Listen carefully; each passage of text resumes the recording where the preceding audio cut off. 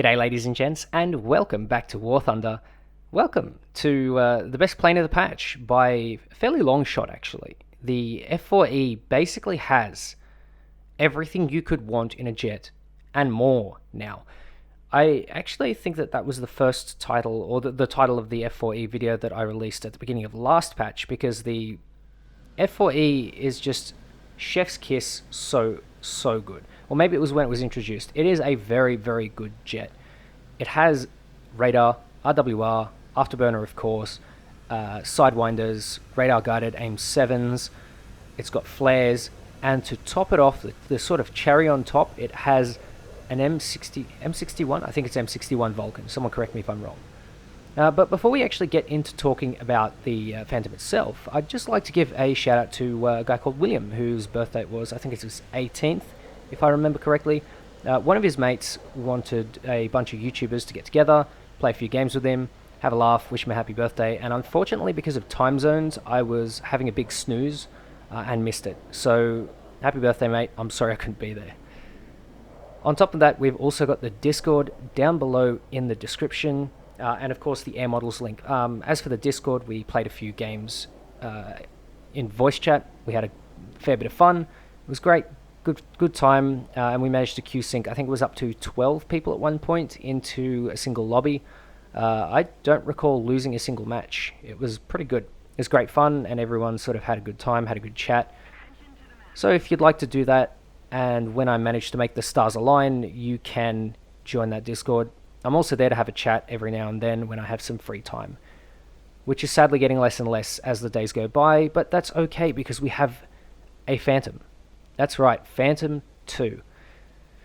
Oh my god, this plane is really something else. It just seems to have everything, and I don't really know how to feel about that.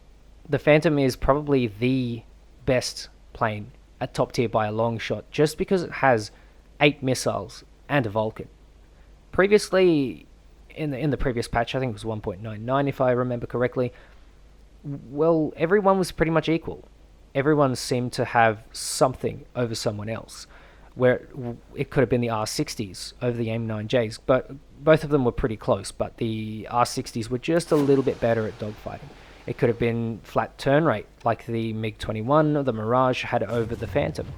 It could have been climb rate, which is what the Phantom had over the MiG-21, if I remember it correctly, and the stat cards are not lying to me.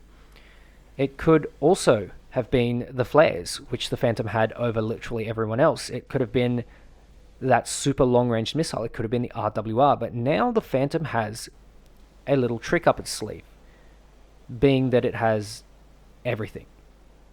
It's literally got everything, so there's almost no competition if you are going to play your plane properly. And in this case, I'm sort of just going to be trying to feed off my opponents who are a little bit sort of not paying attention. You can see this Phantom here, he's come a little bit too close, and I'm able to launch a big fat yeeter towards him, which is going to connect, which is beautiful, it's lovely, for me at least. For the F-4C, it's pure pain and pure suffering.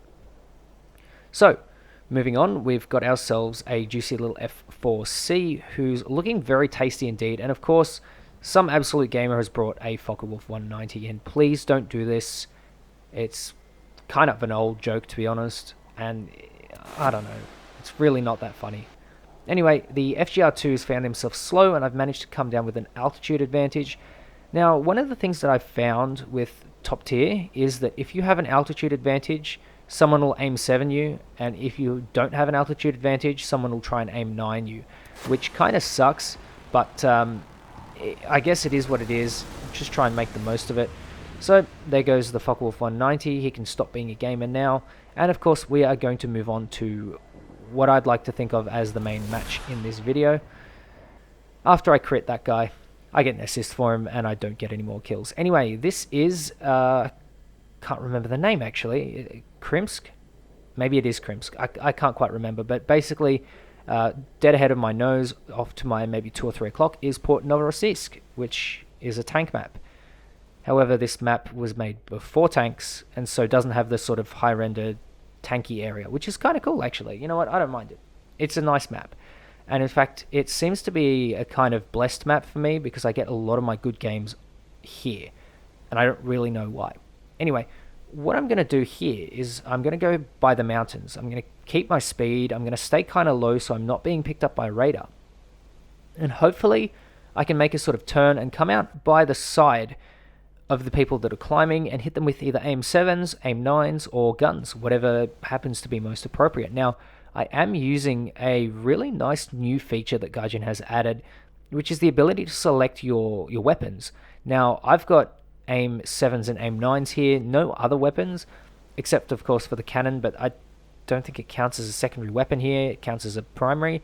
And so I'm able to cycle between which one that I want and fire them off subsequently as I please. Now, I really like this feature. It took me a while to sort of learn how to use it, and there's a guy called 2 and 900 who does mostly War Thunder leaks and, like, I guess gossip content, not gossip, but like sort of rumors and patch data mines and stuff like that, which is kind of cool. It's interesting to see. And if you want to go and check him out, do so. But he does have an interesting video on how to actually set this sort of stuff up, which I used because I'm an absolute potato and I didn't know what I was doing. So definitely go and check that one out. That will sort of sort out all your issues that you're having with the weapon cycle system. Anyway, this MiG-21, who is 10 or so kilometers in front of me, has proxy spotted the F-100 and has also proxy spotted a Phantom, which is very good news for me because I want to send a beautiful little aim 7, and there it goes. You can see it tracking, and the F-100 is now putting himself into a dive because he's in an engagement with the MiG-21, and he obviously doesn't know that there is a big fat yeeter coming towards him. That is from me, but he did see the one from the MiG-21 MF and is now probably crying, and I don't really know what else he could be doing, but just in general being sad, because that's kind of what you do as an F-100 pilot. You just be sad. That's your function in life. Speaking of function in life, the radar is working quite nicely there through the clouds, and I'm able to get myself a lock with the AIM-7 Sparrow on a MiG-21, and he's nice and critically hit. Now, I'm not really sure why he's crit, but I'm guessing the missile didn't quite contact in time or well enough or whatever. But here goes the third one, third or fourth, I'm not quite sure, I can't remember because I'm stupid. And this particular guy is now diving to the deck, which means that he's probably going to break the lock. Not only that, but he's also managed to basically outturn the missile because the missile was traveling towards him in a straight line and he's put it into a dive. So the missile is going to have some troubles, but this one won't, because I've used the switchy thing to switch to an AIM-9B, and at 1.3 kilometers there really isn't much you can do, flares or no flares. So moving on to the next target, we've got a little Jaguar here. The Jaguar for me is a little bit painful to play. I don't really enjoy it as of now. However, it is okay in tanks. Now this guy decides he wants to go head on and commit full death, which is fine by me as long as he doesn't kill me in the process. So of course I joke. Now this particular Phantom here is nice and close for a perfect yeeter straight to the face. And I managed to get myself another kill with the AIM-7Es. Now, I don't know if that's because he didn't see me, but personally I have a little bit of an issue with the AIM-7s. I'd like a couple of little things to be tidied up before they, before they came to the game. But, it is what it is. I prematurely launched myself an AIM-9, and that's what you get. Bad spit, you did a bad job, and I've got myself a missile I thought was launching towards me, but it turns out it's not for me, and I've just put myself in front of an FGR-2, which is very, very bad. He's going to sort of turn around for me, and now I'm at a bit of low speed. So once all the missiles have been exhausted, which is actually fairly easy to do, of course I've got 2 left, but I'm not really in a position to use them. You have to kind of switch to your guns, and thankfully they stop paying attention to me, which allows me to sort of roll back over and take the fight to the enemies. It is really important to constantly remain on the front foot here, because otherwise you're not going to be a happy man. In fact, you're going to be just about as sad as the poor F-100. So, MiG-21 gets himself an AIM-9J heading towards him. I'm not sure if this one connects, I can't quite remember, but it probably should be close, and there it goes. Yep, I did connect that one in the end. So, what I'm going to do now is sort of try and send it for this FGR-2. I managed to miss because that's the best thing I can come up with at that point in time.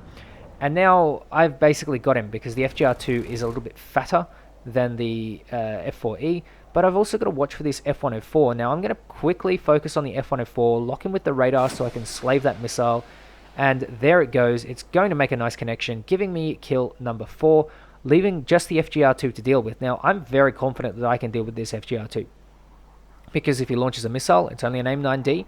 You won't be able to launch an AIM-7 at this altitude.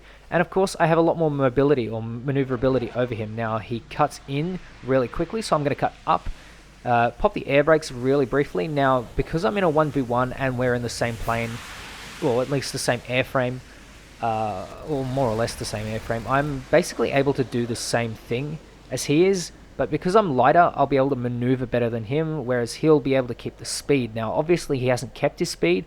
He's put himself into a dogfighting situation, and now all I have to do is make 182 rounds connect, and I managed to do that with about 27 to spare.